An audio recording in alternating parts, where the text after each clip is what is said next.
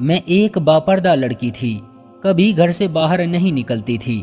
بابا کی اس دنیا سے گزر جانے کے بعد جب میری حالت بہت خراب ہوئی تو قدم دہلیز سے باہر رکھنے پڑے۔ باہر کی دنیا میں قسم قسم کے لوگ ملے۔ میں لوگوں کے روپ پہچانتی نہیں تھی، ہر کسی کو اچھا سمجھتی تھی۔ کیا کرتی، حالات کے جال میں جکڑی ہوئی تھی۔ نوکری تو کرنی تھی، کئی دفتر میں گئی، کہاں کہاں درخواست نہ دی۔ آخرکار ایک سہیلی کے بھائی نے مدد کی اور ایک NGO میں نوکری مل گئی۔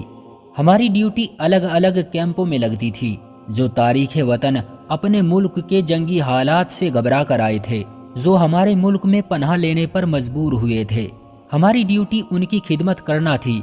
ان کی بے بسی دیکھ کر کبھی کبھی تو آنکھوں میں آنسو آ جاتے تھے۔ یہ پڑوسی ملک کے بے گھر لوگ شہروں سے کچھ دور جھونپڑیوں میں رہتے تھے۔ ان دنوں میرے ساتھ ایک میڈیکل افسر بھی کام کر رہا تھا، جو ان جھونپڑیوں میں بیمار لوگوں کا علاج کرتا تھا۔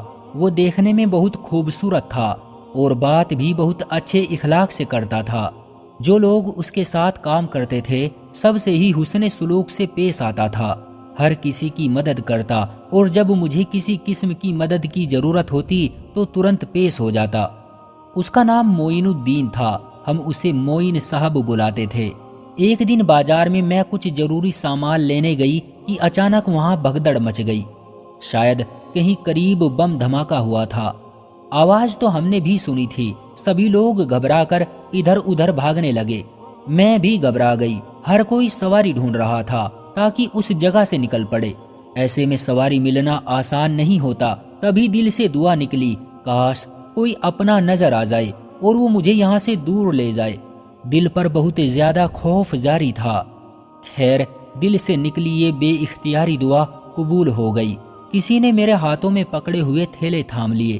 دیکھا تو یہ معین صاحب تھے۔ میری جان میں جان آ گئی۔ وہ بولے، چلو میرے ساتھ۔ سڑک پار ان کی گاڑی موجود تھی۔ جلدی سے ان کی گاڑی میں بیٹھ کر بازار سے ہم کسی سرکشت سڑک کی طرف نکل آئے۔ کچھ دور آگے جا کر ایک ریسٹورینٹ کے سامنے انہوں نے گاڑی روک لی۔ بولے، آؤ چائے پی کر تھوڑا سا فریش ہو جائیں اور تھوڑا چین کی سانس تو لوں۔ میں گاڑی بھی ٹھیک طرح سے نہیں چلا پا رہا تھا۔ میں نے اس وقت انکار مناسب نہ سمجھا، انکار کی کوئی گنجائش بھی نہ تھی۔ ہم ریسٹورینٹ کے اندر جا بیٹھے۔ چائے کی بجائے انہوں نے کھانے کا آرڈر دے دیا، کیونکہ دوپہر ہو رہی تھی اور یہ چائے کا وقت نہیں، کھانے کا وقت تھا۔ لنچ کے دوران وہ بے تکلفی اور اپنائیت سے ادھر ادھر کی باتیں کرنے لگے۔ میری بھی تعریف کی، لیکن میں نے اپنی تعریف کو سنجیدگی سے نہ لیا، کیونکہ مرد لوگ لڑکیوں کی اس طرح سے تعریف کرتے ہی ہیں۔ ویسے بھی میں اچھی شکل اور صورت کی مالک تھی، اس لیے تعریف کچھ اچنبھے کی بات نہیں تھی۔ ڈیوٹی کے دوران اب ہم بے تکلف دوستوں کی طرح بات کرتے۔ اجنبی پن اپنائیت میں بدل چکا تھا۔ اکثر وہ مجھے ساتھ کھانے کا کہتے اور میں مان جاتی۔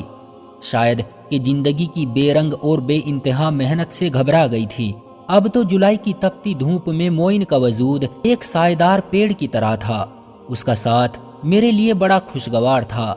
زندگی خوبصورت لگنے لگی۔ نوکری کرنا بھی کسی طرح کی پریشانی محسوس نہیں ہوتی تھی۔ وقت کا ایک ایک لمحہ جو پہلے اپنے وجود پر بھاری قدموں سے چلتا ہوا محسوس ہوتا تھا، اب وہ بھی پھولوں کی طرح ہلکا پھلکا لگنے لگا تھا۔ کب سال گزرا پتہ ہی نہ چلا۔ دوسری بار ہمیں اس شہر سے قریبی شہر میں آباد جھونپڑیوں کے شرنارتھیوں کی خدمت کا ذمہ سونپا گیا تھا۔ ہم نے یہاں اکٹھے چند ہفتے کام کیا تھا کہ معین صاحب کی ڈیوٹی ایک اور دوسرے کیمپ میں لگا دی گئی۔ اب مجھے یہاں اس کے بغیر کام کرنا تھا۔ معین کے جانے سے شدت کے ساتھ اس کی کمی محسوس ہونے لگی، جیسے سر سے کوئی حفاظت کرنے والا ہاتھ ہٹ گیا ہو۔ اداس رہنے لگی۔ یقین تھا وہ ضرور آئے گا اور اپنے کیمپ میں میری پوسٹنگ کرا لے گا۔ اسی آس میں دن گزرنے لگے۔ لگتا تھا جیسے کہ میں اس کے بغیر ادھوری ہوں۔ وہ میرا کچھ نہیں لگتا تھا، پھر بھی اپنا سا لگتا تھا۔ 2 ماہ بعد وہ ایک دن ہمارے وزٹ پر ہمارے کیمپ آیا، بتایا کہ وہ بھی میرے بغیر خود کو ادھورا محسوس کرتا ہے اور اسے بھی تنہائی عذاب لگتی ہے۔ شاید کہ یہی وہ وقت تھا جب کسی وقتی جذبے کے تحت اس نے مجھے شادی کی پیشکش کر دی۔ اس کی زبان سے ایسے شبد سننے کو میں ترس رہی تھی۔ دل پھول کی طرح کھل اٹھا تھا۔ میں بہت خوش تھی۔ در حقیقت یہی وہ گھڑی تھی جس کا مجھے عرصے سے انتظار تھا۔ مستقبل میرے سامنے تھا اور میں پرسکون تھی۔ انجان راستوں کی پیچیدگیوں سے اب مجھے ڈر نہیں لگتا تھا۔ امی کو بتایا کہ اب آپ میری فکر نہ کریں بلکہ چھوٹی کی فکر کریں، کیونکہ مجھے میری منزل مل گئی ہے۔ میں بے فکر ہو کر ڈیوٹی سر انجام دینے لگی۔ جب وزٹ پر معین آتا ہم ڈیوٹی کے بعد وقت گزارنے باہر نکل جاتے۔ وہ اچھی اچھی باتیں کرتا اور مجھے مستقبل کے روشن خواب دکھاتا نہ تھکتا۔ 6 ماہ بعد اس نے میری پوسٹنگ اپنے کیمپ میں کروا لی۔ ہم پھر ایک جگہ ہو گئے۔ یہ کیمپ میرے گھر سے کافی دور تھا۔ معین کو رہنے کے لیے ایک کمرہ ملا ہوا تھا اور میرے یہاں رہنے کا مسئلہ بڑا گمبھیر تھا۔ کچھ دن ایک کالج لڑکی کے گھر رہتی رہی، مگر کب تک کوئی کسی کے گھر میں رہ سکتا ہے؟ اپنے رہنے کا بندوبست تو کرنا ہی تھا۔ معین نے مجھے کہا، اگر چاہو تو میرے ساتھ رہ سکتی ہو، مگر کس حیثیت سے؟ ہمارے ساتھ کام کرنے والے کیا اس بات کو برداشت کر سکیں گے؟ اس کا ایک ہی حل ہے کہ ہم شادی کر لیں، پھر ساتھ رہنے پر کسی کو اعتراض بھی نہیں ہوگا۔ اس کا حل معین نے یہ نکالا کہ نکاح کر کے ساتھ رہ سکتے ہیں۔ رخصتی بعد میں بزرگوں کی موجودگی میں ہوگی۔ میں نے مان لیا۔ مجھے معین پر پورا بھروسہ تھا۔ جس NGO میں ہم کام کرتے تھے اس کے 2 ساتھی دوستوں کو معین نے گواہ بنایا اور دوسرے 2 کو میں نے بنایا، اور ہم نے لوگوں کی موجودگی میں نکاح کر لیا۔ اس طرح تمام ساتھی ورکر کو بھی علم ہو گیا کہ ہم نے نکاح کیا ہے۔ ہم ساتھ رہنے لگے۔ کسی کو اب ہم پر اعتراض کرنے کی ضرورت نہ تھی۔ نکاح نامہ میرے پاس تھا اور سب ہم کو پتی پتنی کے طور پر جانتے اور سمجھتے تھے۔ کسی کو اس سے غرض نہ تھی کہ ہمارا نکاح باقاعدہ رجسٹرڈ ہوا ہے کہ نہیں اور رخصتی ہوئی ہے یا نہیں۔ ہم نے گھرداری کا سارا سامان اکٹھا خریدا، برتن، ٹی وی، صوفہ وغیرہ وغیرہ۔ اس کیمپ کی خدمت میں ہم 2 برس ساتھ رہے۔ وہاں سب ہم کو پتی پتنی کی حیثیت سے ہی جانتے تھے۔ ہم پتی پتنی ہی تھے، صرف دنیا کی نظروں میں رخصتی ہونا باقی تھی۔ نکاح نامہ میرے پاس تھا، ضمیر پر کوئی بوجھ نہیں تھا۔ البتہ معین سے میں یہ ضرور کہتی تھی کہ تم نے مجھے باقاعدہ دلہن نہیں بنایا، لیکن اس کا جواب ہمیشہ یہی ہوتا کہ رخصتی کی رسم ماں باپ کی دعاؤں میں ہوگی، دلہن بھی بناؤں گا، بس تھوڑا انتظار کر لو۔ میری چھوٹی بہن کی بھی شادی ہو گئی۔ معین کے بھی کچھ اس طرح کے مسائل تھے جو کافی حد تک حل ہو چکے تھے اور اس کی ترقی بھی ہو گئی تھی۔ اب حالات عرصے بعد ہمارے لیے پوری طرح خوشیاں لانے والے تھے۔ انہی دنوں میں نے محسوس کیا کہ اب رخصتی بزرگوں کو بتا کر ہو جانی چاہیے۔ معین سے پرزور الفاظ میں کہا کہ نکاح کو بزرگوں پر ظاہر کر کے ہمیں رخصتی کرا لینی چاہیے، لیکن اس کا آج بھی یہی جواب نکلا، تھوڑے دن اور صبر کرو، ابھی یہ صحیح وقت نہیں ہے میرے لیے، گھر کی ابھی بھی کچھ ذمہ داریاں باقی ہے، ان سے بھی بری ہونا لازمی ہے۔ وہ کسی بھی طرح میری بات ماننے کو تیار نہ تھا۔ تب میں نے تھوڑے سخت لہجے میں کہہ دیا کہ جو نکاح نامہ میرے پاس ہے اسے میں خود جا کر اس کے اور اپنے گھر والوں کو دکھا دوں گی، اس کو زحمت کرنے کی ضرورت نہیں ہے۔ وہ بولا، ایسا کرو گی تو خود ہی مشکل میں پڑ جاؤ گی، میں اس کے بعد کسی بھی معاملے کا ذمہ دار نہ رہوں گا، لہٰذا میرا کہا مان لو اور اس کام سے باز رہو۔ میں تم سے باقاعدہ شادی کا اعلان بہت جلد اور ضرور کروں گا، لیکن میرے حالات فی الحال ایسے ہیں کہ مجبور ہوں۔ اس کے منہ سے ایسی باتیں سن کر میں حیران رہ گئی، سوچ بھی نہیں سکتی تھی کہ وہ اس قدر چالاکی سے کام لے سکتا ہے۔ میں نے صاف کہہ دیا کہ تمہارے خلاف نکاح نامہ لے کر کورٹ چلی جاؤں گی، لیکن اس جان کا خون نہ کروں گی جو اب میری ذات کا حصہ بن چکی ہے، جو میرے وجود کی، میری زندگی کی ضمانت ہے۔ میری ہٹ درمی پر وہ پریشان ہو گیا، سوچ بھی نہیں سکتا تھا کہ اس معاملے پر میں اتنی جذباتی ہو جاؤں گی، لیکن میں اس کی کسی مجبوری پر ہتھیار ڈالنے پر راضی نہ تھی۔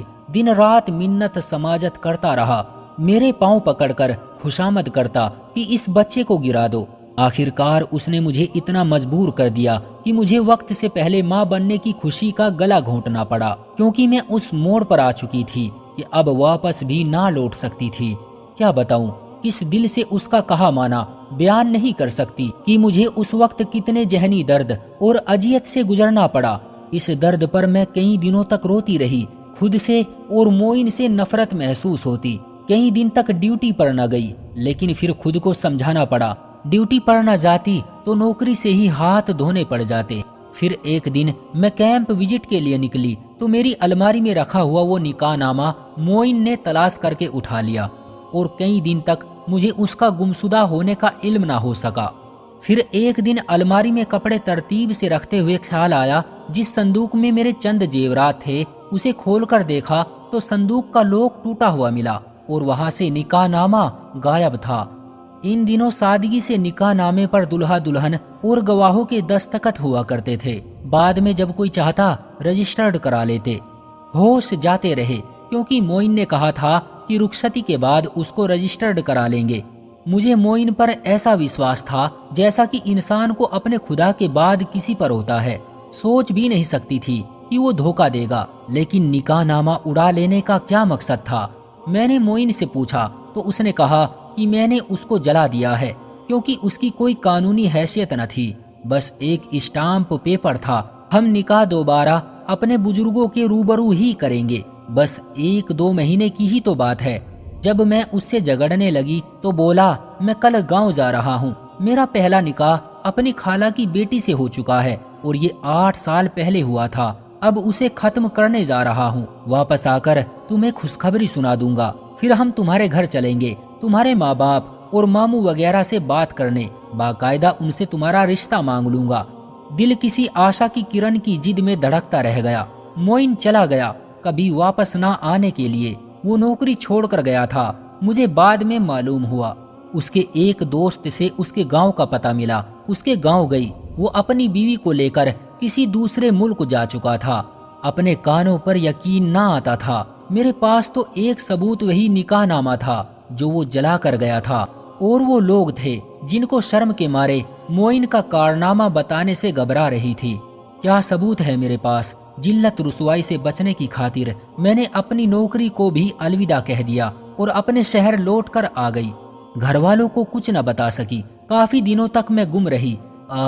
کاش وہ مجھے کبھی مل جائے تو اس کا گریبان پکڑ لوں، جس کے نزدیک ایک عورت کی عزت کی کوئی قدر اور قیمت نہیں تھی۔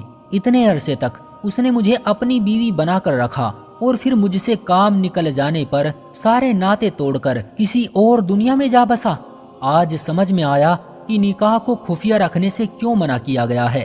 یہ ایک ایسا بندھن ہے جس کا باقاعدہ اعلان ضروری ہے۔ ولیمہ بھی اسی لیے کیا جاتا ہے کہ سارے سماج کو علم ہو جائے کہ ایک شخص نے کسی عورت کو اپنی پناہ میں لیا ہے اور وہ اس بندھن کو نبھانے کا زندگی بھر پابند اور جواب دہ ہے۔ جو لڑکیاں سمجھتی ہے کہ خفیہ نکاح سے شادی ہو جاتی ہے، مرد اور عورت ایک مضبوط رشتے میں بندھ جاتے ہیں، وہ نہیں جانتی سچائی تو کچھ اور ہی ہے۔ وہ حقیقی زندگی کی مشکلوں کو نہیں سمجھتی ہے۔ ایسے خفیہ نکاح کرنے والے تو کسی بھی وقت عورت کو دھوکہ دے کر بھاگ سکتے ہیں۔ ان کو پکڑنے کے لیے کورٹ بھی ثبوت مانگتی ہے۔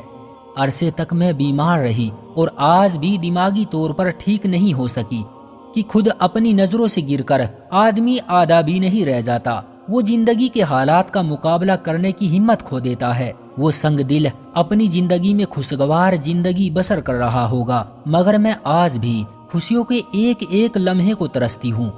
دوستو، آپ کا اس کہانی کے بارے میں کیا کہنا ہے؟ کومنٹ میں اپنی رائے کا اظہار ضرور کریں۔ ویڈیو کو لائک کر دیجئے اور اسی طرح کی کہانیاں لگاتار دیکھنے اور سننے کے لیے چینل کو سبسکرائب کر کے گھنٹی کو دبا کر آل پر سیٹ کر لیجئے تاکہ آنے والی ویڈیو کا نوٹیفیکیشن آپ کے پاس ترنت پہنچے۔ میں ملتا ہوں آپ سے اگلی ویڈیو میں، تب تک کے لیے دھنیہ واد۔